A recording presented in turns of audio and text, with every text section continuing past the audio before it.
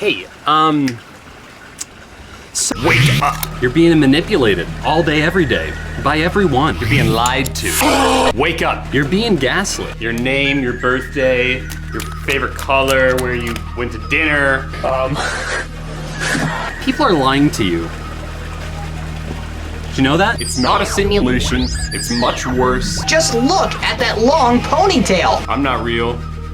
I'm just pixels, man. I'm just pixels on a screen. This was supposed to be a size XL, but the head didn't. Who did you vote for? Clearly it didn't fit. Goblins are real. Artificial intelligence, Siri works large hadron colliders, secret organizations. I'm getting data. Ooh. Downright hot. It's not too late for you. It's not too late for me. The U2 album was put on every iPhone without consent. Wake up. Wake up. Wake up!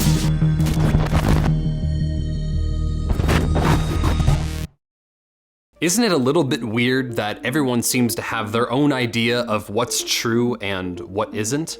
Even within different political parties, cultures, and religions, you'd be hard-pressed to find someone who agrees with you about everything. A lot of the time, it gets really hard to comprehend how so many people can inhabit the same exact worlds as each other and yet view that world so differently. For example, how is it that in the United States alone, only 66% of millennials can agree that the Earth is round, or that 63% of adults agree that there is such a thing as a God, whereas 9% believe that there isn't? At times, it starts to feel like we aren't all living in the same world, and to an extent, we aren't.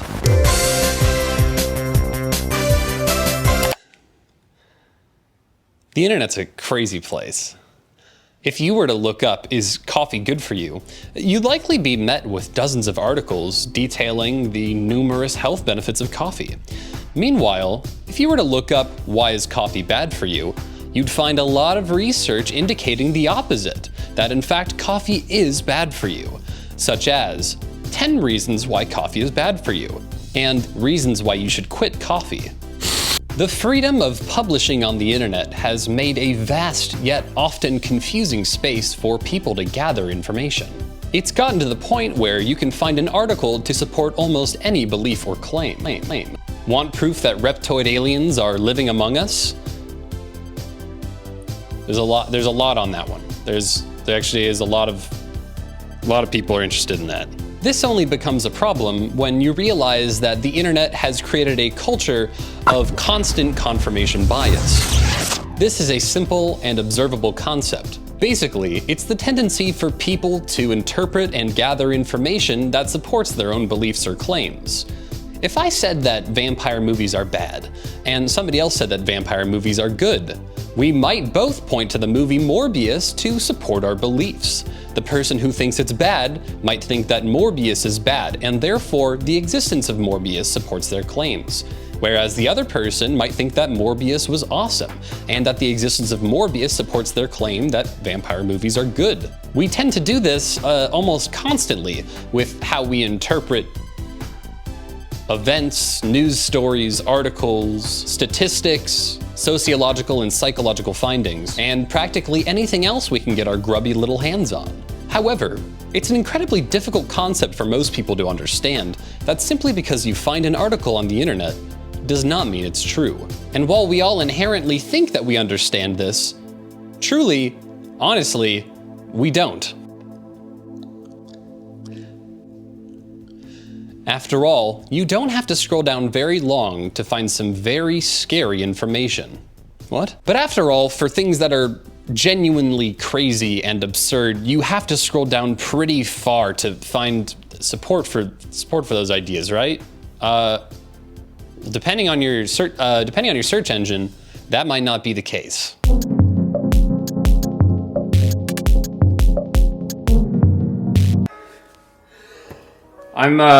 I'm dressed like this because we're talking about search engines, and if you think about it, Spider-Man. So we're going to be running a quick test. Basically, I picked out 3 search engines, and we're going to be searching controversial topics on those to see if the results are different based on what you use. So we have Google, which is most people's default. Some people think Google It's really bad at respecting people's privacy. I'm pretty sure Google came out and said that they do actually keep a record of your search history. Google's also kind of a part of like the whole big tech thing, you know, people that sell technology, use the technology to gather information, and that's a way that they make money. We also have Yahoo, which is most people's grandma's search engine, or people that don't know how to change it to something else. It's got a lot of ads and news things. It's a very cluttered page. And DuckDuckGo, which is most internet enthusiasts pick because of its unbiased search results and privacy. Sorry, I have to read off there's a lot of info. So first thing I looked up was Joe Biden lies, as in lies told by Joe Biden. Interestingly, Google was the only one to pull up PolitiFact at all, whereas the two other search engines, PolitiFact didn't show up, but also they put it at the very top of the page. So it's first result you see. Yahoo and DuckDuckGo also contain websites like patriotpost.us and thehill.com, which are conservative-leaning websites. Meanwhile, Google only really pulled up one conservative website, and it was placed at the very bottom. Overall, Yahoo seemed to have the most balanced search results between left and right-wing articles. So if that's something you care about, if you want to see more of one thing or the other, you know. Next thing I looked up was Donald Trump lies, as in lies told by Donald Trump. Once again, Google was the only one to pull up PolitiFact, and this time also a website called Fact Checker. Besides that, however, they seem to have fairly similar results. PolitiFact and FactChecker.com kind of feel like in Parks and Rec when they have that crazy cult called the Rationalists or whatever, and they're like, oh, well, they're called that because if you disagree with them, it makes you sound stupid. Yeah. I'm a 9th level octo priest in the Church of the Reasonableists. It's the place where all human souls will be transmuted when Zorp the lizard god passes through Jupiter's sphincter. I love Poland. Oh, I'm really hot. Is the Earth flat? I looked that up. DuckDuckGo and Yahoo immediately pushed the same 3 videos to the top of the page of people explaining how the Earth is not flat. And Google just straight up in gigantic letters said, no. The Earth is roughly a sphere. Is COVID real? Most of the search results give you frequently asked questions for this one. Yahoo had the largest bit toward the top of the screen, and Google had a bunch of fact-checking articles. Meanwhile, DuckDuckGo had 2 articles claiming COVID was not real. Proof of God. All 3 search engines pulled up their full front page was articles saying that there was such a thing as a God. The first 4 results of Google's results were marked as ads, and Yahoo pulled up some FAQs and YouTube videos. Meanwhile, proof there is no God had, similar to the proof of God, being that the whole first page was filled with results saying that there is no such thing as God. However, DuckDuckGo's 3rd result was kind of an apologetic Christian's perspective on why you can't prove God isn't real. Oh, I'm suffocating.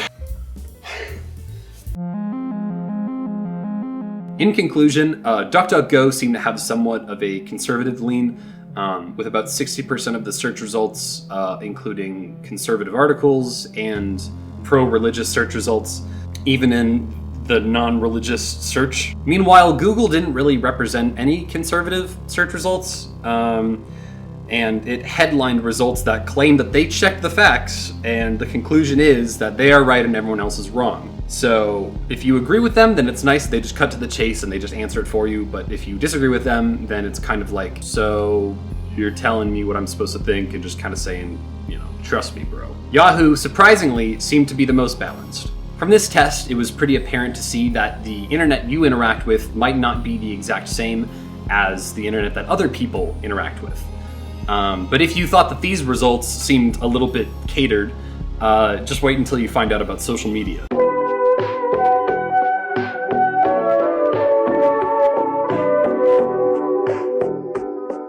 Social media is kind of like those episodes of a sitcom or scenes in a movie where a guy's going on a date with 2 people simultaneously. And so he gets up, becomes someone completely different, probably in the bathroom, and then goes on the other date as that other person and has to keep flipping back and forth. Hope you don't mind, I brought my own protein powder. Excuse me, I have to go to the restroom. Hello, it is me, other beautiful woman. Now the thing is, in TV and movies, eventually that person gets found out, probably because they show up to the table wearing half of one outfit or half of the other, or maybe they're doing an accent they were putting on for the other person, and it's weird. Oh no, I just dropped my fork. Oh, and my spoon. I'll go get another one. Oh, man, I gotta go poop. I gotta poop my pants. The thing is, as a society, we have not yet gotten to that point of the movie. Unfortunately, we are convinced that social media is the person sitting across the table from us, completely unaware of the person they are when we're not around. Okay. Where were we?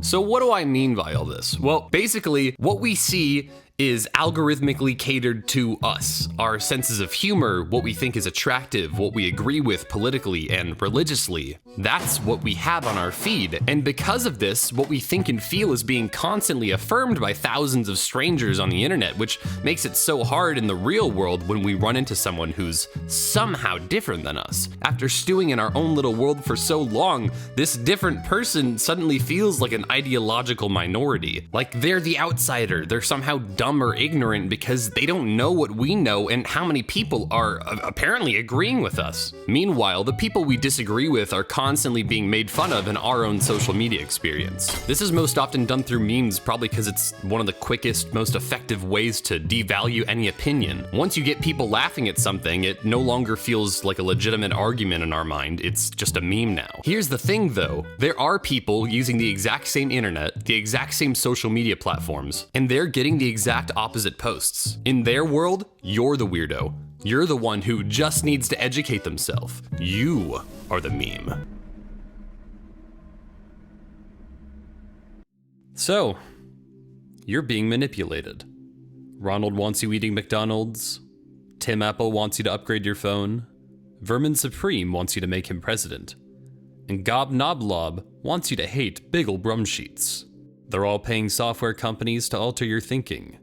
Subtly, so you don't notice the change.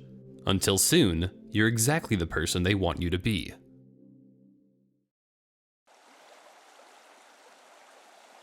While the internet tries to do your thinking for you, maybe it'd be good to step away, just for a bit. Grab a book, and realize no matter what art you occupy yourself with, everyone has a bias.